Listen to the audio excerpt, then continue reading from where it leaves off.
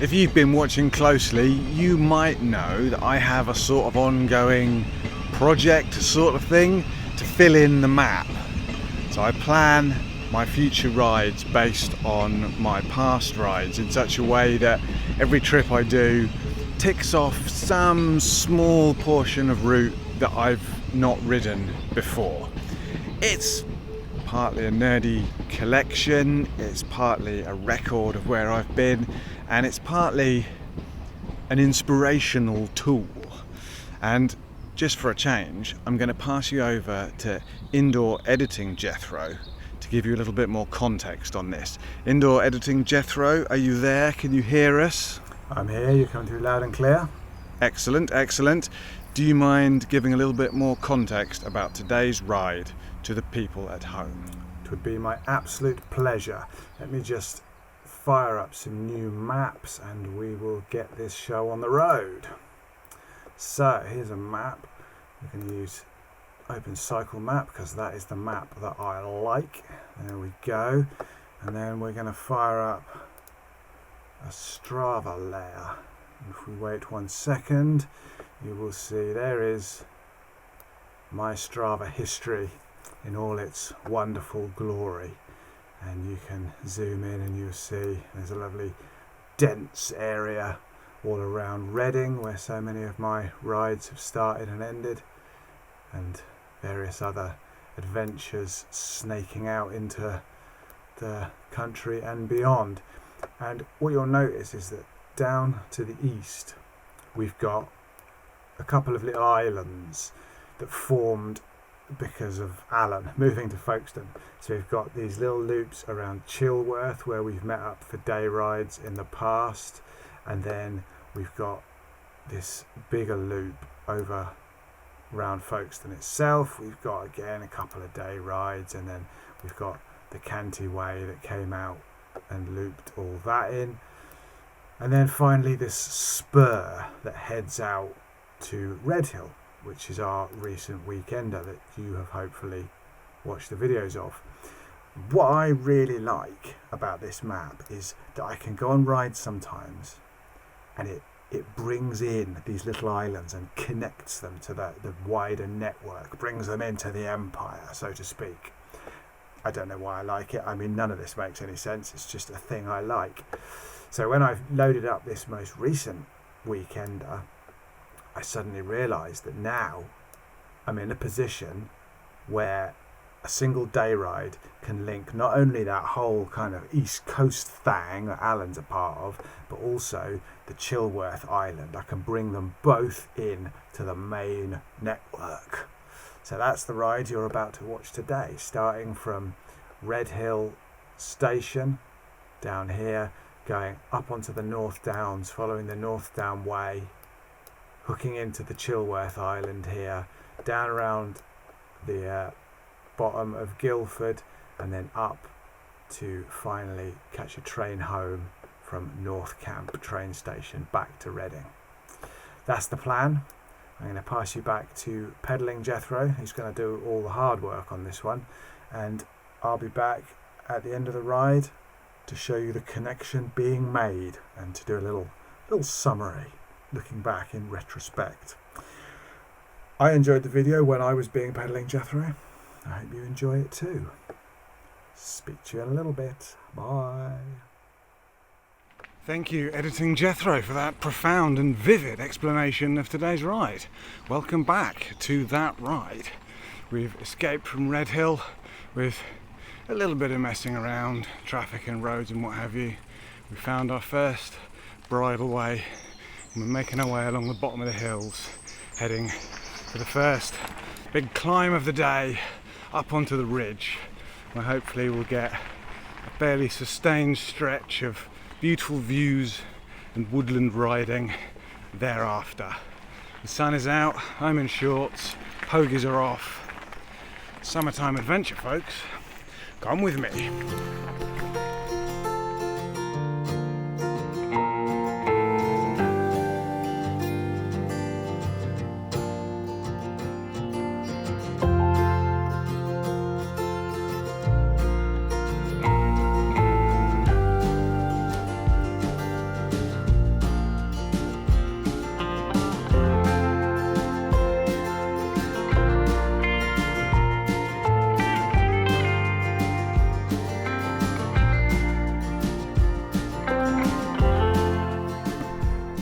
That's a pretty hefty climb out of the gates, but I think we're basically at the top now.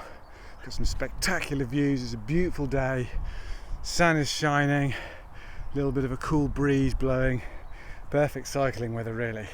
And although I know there's going to be a lot of up and down on this one, I'm hoping that we can basically stay on this ridge of hills, follow it along into the distance, all the way back to North Camp and the train home.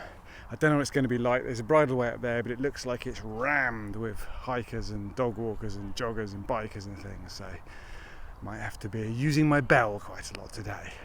Anyway, we shall see, we shall see.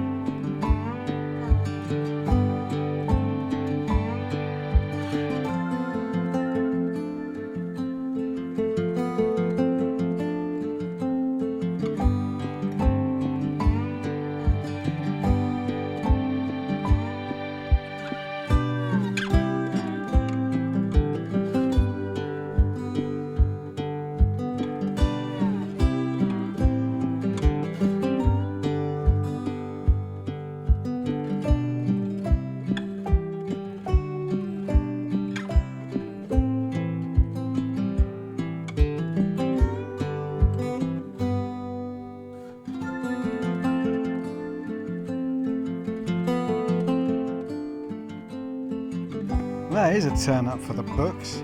Had some lovely riding, beautiful swoopy trail stuff, all off road so far, some serious pushes, and the surface is quite rough, it's chalk and flint and all kinds of stuff. So when I found this lovely smooth grassy downhill section, I took advantage, bombed it down, suddenly heard a pop and a hiss, looked down and found this great big chunk of wood, soft rotten wood, stuck in my tyre. It lost pressure almost immediately. I stopped, whipped out my repair kit, only to realise that my plug fork was in Sweden. So I was just about to panic, and then two chaps on mountain bikes showed up and very kindly stopped and lent me a plugging fork. So I've plugged the hole, but it's quite a big one, and I don't know how well it's going to hold. I'm just letting it sit in the hope that some sealant will get in, although judging by the state of the hole, I think I've probably let my sealant get a little bit low and a little bit dry in the old tyres, so that's my fault. Anyway, I'm just sitting and enjoying the sun, having a little rest. Then we'll push on a little bit further and we'll see how it holds pressure when we start riding again. Crisis on the road, this is excitement, excitement. Come on, feel it, feel it. We're living, we're really alive.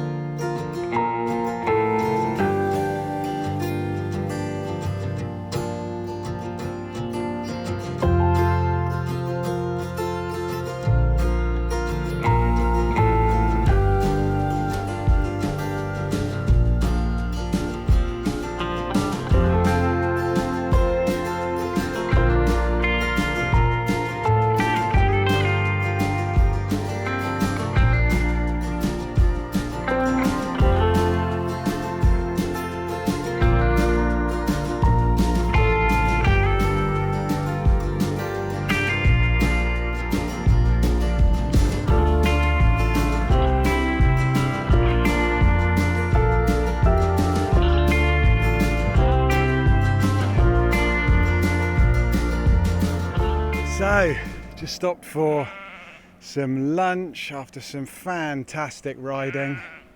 All lovely, swooping, kind of single track and bridleway in the shade of the woods, occasionally breaking out into these amazing views over the rolling hills and the flowering hay meadows and stuff. It's really, really beautiful. I'm enjoying it very much. The tyre seems to be holding pressure, which is good. The plug's holding, I haven't had to pump up again yet. Annoyingly though, about 2 minutes after I fixed it, my sunglasses broke. Look at that. perfectly symmetrically snapped at the top of the bridge piece, which I'm genuinely quite upset about. These are my nice ombre sunglasses. I love these sunglasses, and they ain't cheap, so I don't know if I can really afford any more. I might have to email them and play the influencer card, see if they'll give me a discount. Yeah, I'm gutted. Very annoying. But it is what it is. Gear. It's only gear, isn't it? What I'm most worried about is that puncture, broken sunglasses, these things come in threes, right? Here's hoping that the next thing to go isn't one of my bones or my spirit. Anyway, had some lunch, sun's still shining. Let's crack on, see what's up the road a piece.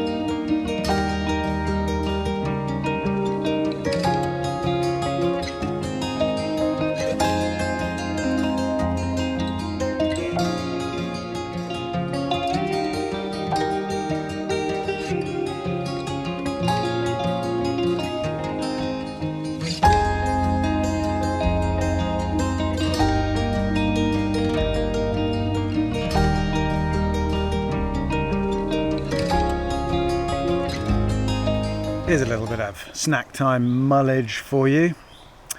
With all the sort of current talk about AI making us stupid, what do you think the rise and improvement in technology has done for people's experience of the outdoors? I ask particularly because in the last couple of hours, 2 people have stopped and asked me for directions. The first of whom had a smartphone. I don't know what maps he was using. The second of whom had like a really fancy satellite Garmin type thing. And it just made me wonder. You know, I'm as guilty as anyone else. If I have to drive somewhere, I put the sat nav on and I put myself in its hands. I never know where I am. But when I'm out here for pleasure, with time to look at my maps, with all the power of GPS and digital maps and all that stuff, I don't understand how it's possible to not know exactly where you are to within a few meters.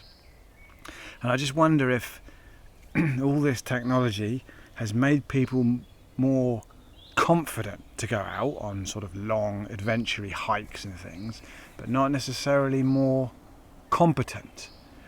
And it seems like when I'm king of the world, I think we'll be teaching children sort of nature appreciation, the way we teach them to appreciate English and art and those kind of things. We should take them out and teach kids a basic sort of understanding of maps, you know, nothing fancy, just a basic understanding, how to identify the most common trees and plants and animals. You know, you've got to have some kind of understanding of this stuff, otherwise it fades into the background and you forget about it. And if you forget about it, you don't look after it.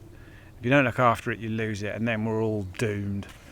Anyway, there you go, snack time mullage. Might write a book called Snack Time Mullage. It's pretty cool.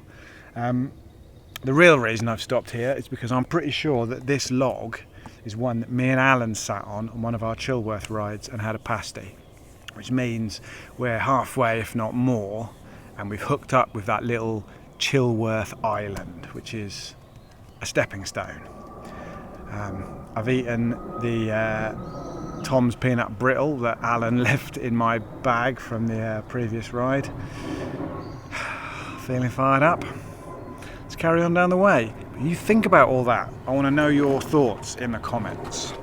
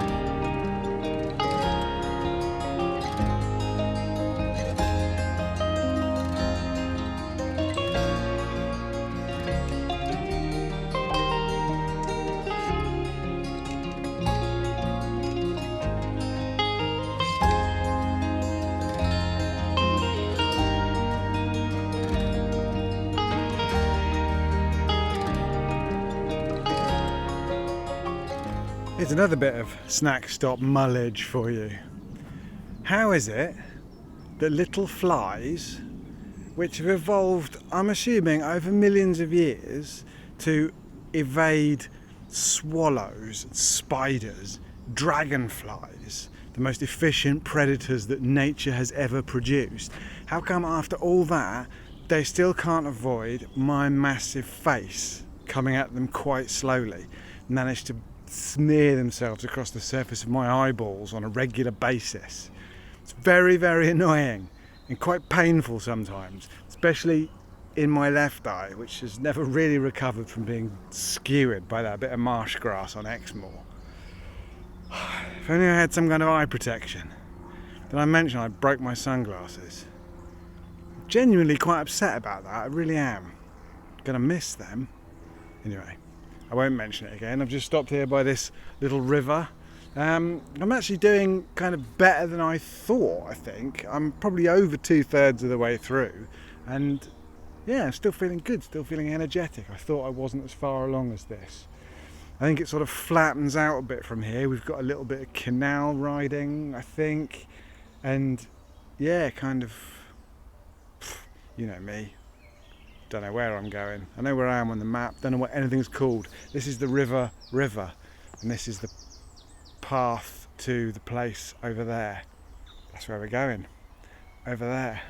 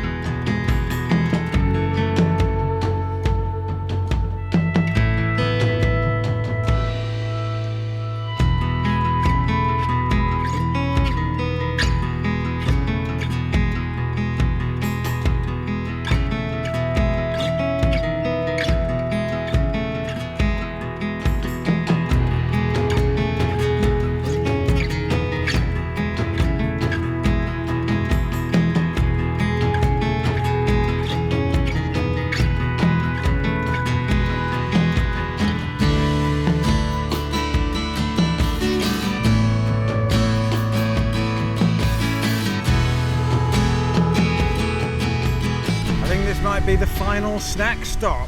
It's really windy, you can probably hear it. It's blowing on my back. How crazy is that? A good luck omen. I've got a beautiful view. I've just eaten a piece of cake. I'm not going to stay here for very long though, because I'm in a vineyard and there's signs on every gate and stile saying these vines are constantly sprayed throughout the growing season. Do not stray from the path, do not touch any plants, do not lick any grapes or leaves, or do not breathe. So I think it's a pretty toxic environment. What a world we live in. Just catching my breath really.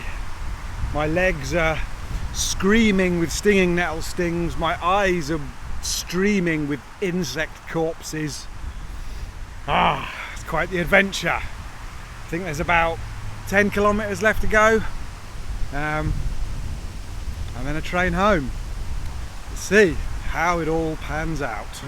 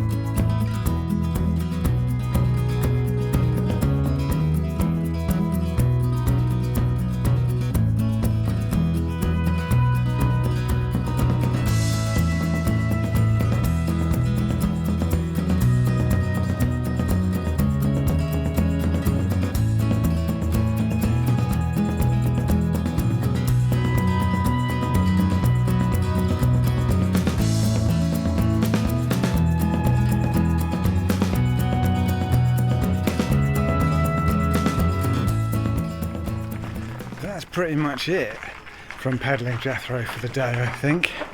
And what a day it has been. Lovely, lovely ride, really amazing trail. We've hardly touched tarmac all day. I've not had to worry about traffic once, which is a rare thing in this part of the world. So I'm very pleased with that occurrence. Other than the puncture thing and the sunglasses fiasco, yeah, zero complaints. Absolute winner of a ride. But I've run out of water, I've run out of snacks, and I'm pretty much coming back into civilization here. Just got a couple more kilometres to clear to get to North Camp, find out when the next train home goes. So, as we started with editing Jethro explaining the ride, I'm going to pass you back to him to summarise, to show you what we've really achieved today. So, editing Jethro, over to you, my friend. Thank you very much. And of course, despite what some people might lead you to believe, the real important thing here is not the journey. It's not the experience. It's certainly not the friends we made along the way. It's the weird, nerdy pleasure of joining up some arbitrary lines on a map. So that's exactly what we're going to do. I'm going to hit the load recent. It's going to go off to Strava and it's going to bring in, there we go, look at that. There it is. That is the route. As I almost always do, I will put a link to this route on Strava in the description of this video if you want to go and peruse it in detail. But there it is, look, coming out of Redhill up onto the North Downs, all along. Oh look, I went a bit wrong there, got lost. I do that quite a lot. All the way down. Yep, I remember that. That was a big push up there. Crikey, that was a killer. I remember that. There's a few big pushing sections here, and you can see it takes us into the Chilworth loop there. Adds a few new lines to the map, all very satisfying. Down around bottom of Guildford, and then finally up and along into North Camp train station and home. So there it is. It's joined everything up rather nicely. That little island to the east is no longer isolated. There's still plenty of little blobs that need bringing into the fold though. Plenty of those for future rides. That's that for today though. All that remains to do, I guess, because pedaling Jethro is too goddamn lazy to do it, is to say thank you for watching. If you enjoyed, please like, please subscribe. If you would like to help support the channel, you can become a monthly supporter and get your name on this amazing list. Where is the list? It's over here. The list is over here. Scrolling up. People on this list get early access to the videos, free set of stickers, my eternal gratitude, and the knowledge that they are the good ones within this world. You can also hit the thanks button down below. You can look at the affiliate links in the description. All that kind of stuff helps support this channel. It helps get me out on rides like this one. It might one day help me actually finish this website that you're looking at. This is a tool that I've been building for months now, probably years. Might never be finished. Might turn out to be something very cool, which I will give access to my wonderful followers if I can. We shall see. Anyway, traditional waffly ending. Oh, and look, t-shirts with my cool logo designs on them. I've launched a shop. I'm not sure whether it will be live as of you seeing this video. If it is, you might see stuff down below this where you can buy t-shirts and mugs and stickers and caps and badges and all kinds of stuff. But I'm not sure if editing Jethro is living on a different timeline to pedaling Jethro and real life Jethro, so I don't know where it all happens. It's terribly complicated. At some point there's going to be a store with t-shirts in it. Until then, I'll see you all on the next one. Bye now.